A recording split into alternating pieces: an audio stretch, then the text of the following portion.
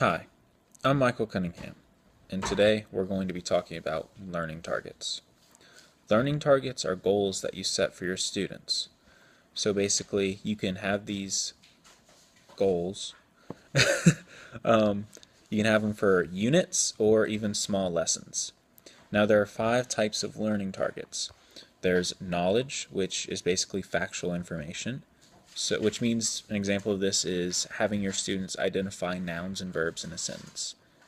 So that way they're proving that they know it, and they know how to do it. Reasoning is the second one. Reasoning is basically focusing on applying that knowledge. So you can have a student compare and contrast points of view from an event, say the Civil War. You can compare, they can have them, you can have them, I'm sorry guys, I'm not good at talking, but you can have them compare and contrast a point of view from a Confederate soldier and a Union soldier and see what was similar and different. And the third is skill, which is real-time demonstration. So basically you can have them, for like math example, you can have them use a protractor, and that's skill. That's a skill learning target. The fourth is production, and that's creating something. So sticking with math, you can have them create graphs, box plots, scatter plots, anything like that, and that's production. That's a production learning target.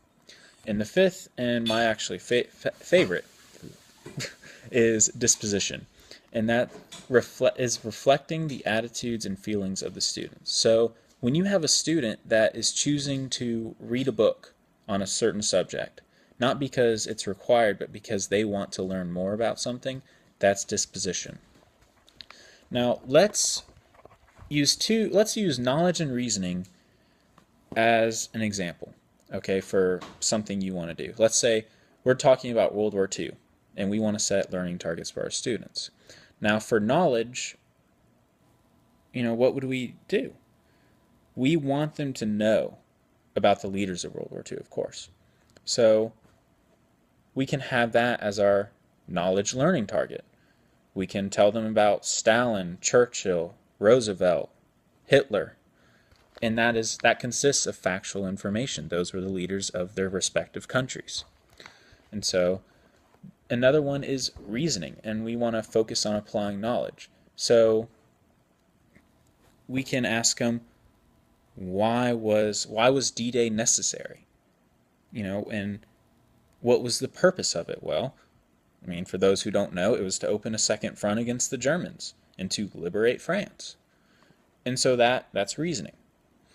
And so hopefully my 3 minutes is up, and that's my video, and I hope you had a good time watching, I guess. So, bye!